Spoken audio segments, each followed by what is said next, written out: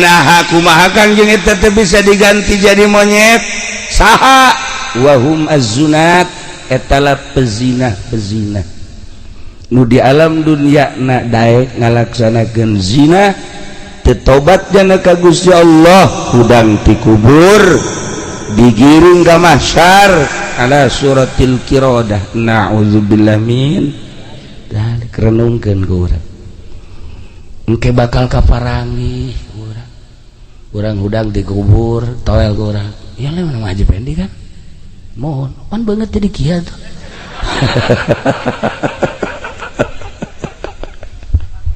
ayo coba deh kumaha eta makan lain lalagan Masya Allah kan wa minha diantara anu bakal kapanggih ya herat digiring ka mahsyar di tempat masing-masing teh ieu rupana ala suratil khanazir rupa celeng rupana rupa babi bae kumaha ya Allah ya Rabb saha eta ya Rasulullah nu rupana rupa babi teh eta mah horenganan alladzina yakuluna suhta wal muksa jelema nu sok di dunyana ngadaharan haram ngadaharan pajeg nyanggakeun sadaya-daya nu sok ngadahar pajeg teh saha ente bae nu nafsiran heulana moal disebutkeun di dieu tah babaturan Ki Nurjaya ge aya nu sok ngadaharan pajeg nu sok ngadaharan haram tuh engke bakal rupa khinzir Masya Allah meureun nu sok ngadaharan pajeg mah pamarentah di urang wallahu alam tapi aya anu teu ngadahar apa anu ngadahar terserah pamarentah ngan seperti kitu bet wajar lamun camat bupati gubernur ka neraka rupana rupa khinzir wajar ieu mah Ki Nurjaya rupana monyet rupana babi usul Ki Nurjaya ieu rupa kudaon jadi kieu pernah kasumbang pernah kasumbang ya Allah ya Rabbi anas gede henteu ya Allah rengeran berubah jadi babi lain karunya itu mah geus diteu heula jadi babina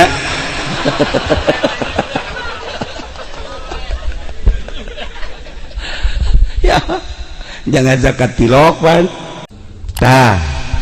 geus kajian negara mah ieu tah digiring ka mahsyar pikiran kurang pikiran tak kurang rupa monyet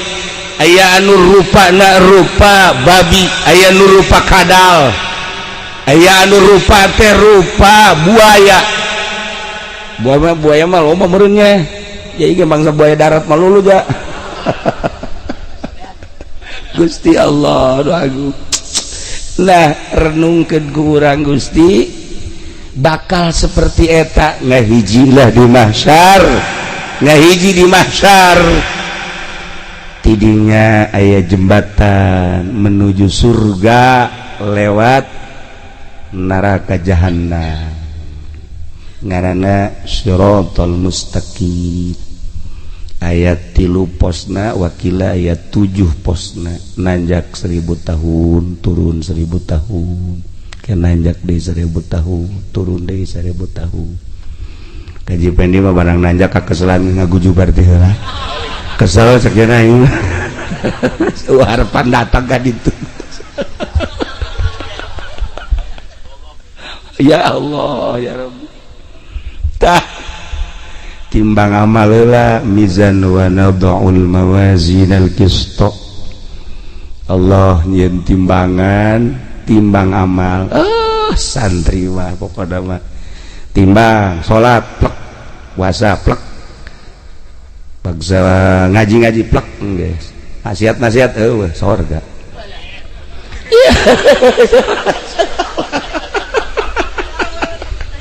Haji Pendi timbang salat bagus gitu Haji Pendi puasa mantep Masya Allah hebat haji hebat luar biasa sih dia. Ya Allah ya Rabb, zakat osok estetik Pak, iya hebat. Bah pasti bohong aya setik bohong. Oplos aya ngajengkit.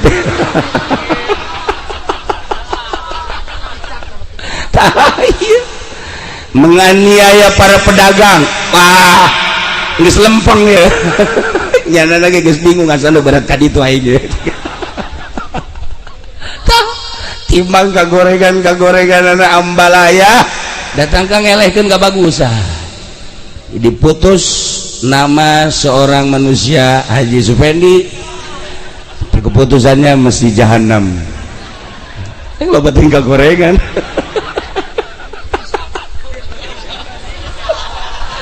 Seperti eta lah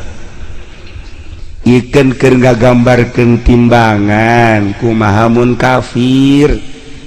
makan eueuh tama mukmin mah bagus goreng geus mun bagus ka dieu mun goreng ka dieu kafir makan eueuh kabagusanana tapi tetep bae ditimbang ngan ditimbangna sakaligus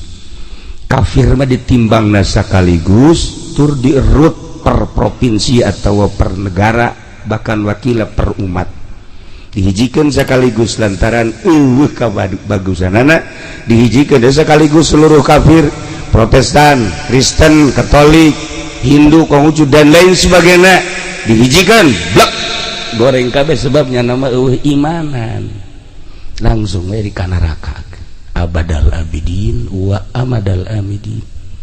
harapan bakal dicabut deh ngeus terus tama digodog dibelem terus tuh harapan cerik sakit tuh cicing sakit Masya Allah kan ayah jebani mah sanajan ka neraka aya harapan aya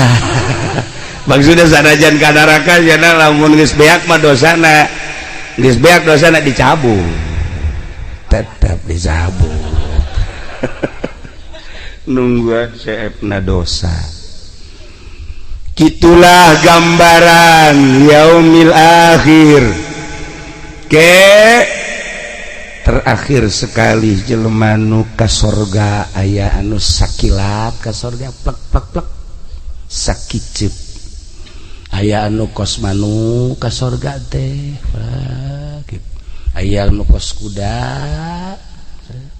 aya nu lumpat aya nu lempang aya nu habuan ngesod tapi datang ke sorga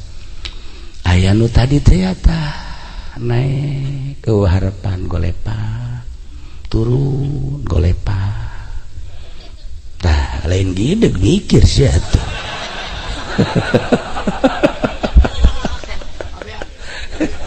seperti eta lah lalakon urang teh awaluhu Jibril awal siratal mustaqim malaikat Jibril wa wasatuhu Mikail di pertengahan malaikat Mikail al-amin manehanana anu bakal ngecek keberadaan amal-amal urang pos-pos tersebut nu bakal didatangan ku urang tidinya bakal dicek ku malaikat Mikail lulus masuklah ke surga gitu gambaran hirup setelah hirup kurang maut setelah maut bakal seperti eta asupkeun ke jero hate supaya aya renungan-renungan santri mah geus biasa dibaca ku santri ai diamalkeun teu pogon dibaca we tapi ai santri mah kapangi kan di lembur mah pancarang maca kitab mentak kukula dibacakeun ge jang urang lembur na ieu supaya aya renungan-renungan ternyata bapak kolot urang bapak urang tatangga urang kawau urang geus maraot tinggal urang engke bakal terjadi seperti eta di yaumil akhir. Masya Allah kan nu ayeuna dibohong-bohongkeun ku kafir nu ayeuna kumanehanana diomong-omong teu percaya nu ngaran neraka nu ngaran siksa nah engke maka deuleu ku mata neraka nu ayeuna dibohongkeun ku manehanana gok katingal siksa nu ayeuna nya teu percaya kaciri engke walaupun urang ayeuna iman tapi sigan teu iman lantaran dicaritaan haram-haram teh terus bae walaupun urang percaya seakan-akan teu percaya engke mah bakal terbukti. Nah ilah nuanta kudu keur hirup kene urang kudu manteng ka Gusti Allah kagambar engke gambaran-gambaran akhirat teh supaya mun geus kagambar aya ngerenyed teresep ka sorga sieun ka neraka tah mun geus aya gambaran kos kitu betah rada deres resep ka sorga hayang ka sorga sieun ka neraka embung ka neraka eta geus rada deres tah sakitu rada encan praktek mah rada we deres masyaallah karim. Nah itulah para jamaah kaum muslimin wal muslimat rahimakum renungkeun permaksiatan nuku urang kuat dilakukeun urang bakal baas bakal digiring bakal kumaha tingkah lempang urang ti kuburan urang masing-masing ka mahsyar. Apakah normal urang sementara panon poe ngan samael walaisal murad bil mailul ma'ruf lain mail anu dikanyahokeun samael di falak tapi eta mah sakahalah sakada sakieu tah panon poe ayeuna bae ayeuna nu sakieu luhurna panas atuh komongan sakieu ya Allah ya Rabbi eta bakal terjadi. Itulah para jamaah kaum muslimin wal muslimat rahimakumullah malam ieu mah ngajina sekedar jang renungan patali jeung kamaotan coba renung-renung setelah urang asup ke kubur amal urang milu ngaramekeun di jero kubur amal-amal ibadah urang amal maksiat teh milu ka jero jang renungan-renungan urang kemudian engke bakal dibaas dirupakeun ku Gusti Allah seperti tadi gambaranana bakal aya mizan setelah eta ngajembat di jembatan Shiratal Mustaqim nah lamun kula sehat tur dikerjakeun ku Gusti Allah mun teu capek ke malam naon gara urang awal malam Kemis mun teu capek jeung sehat insyaallah keka caringin ieu mah sakadar tadina malah moal nah ieu sakadar jang sebuah renungan tadi direnung-renung geura ku urangnya sakitu bae mau izoh dina malam ieu.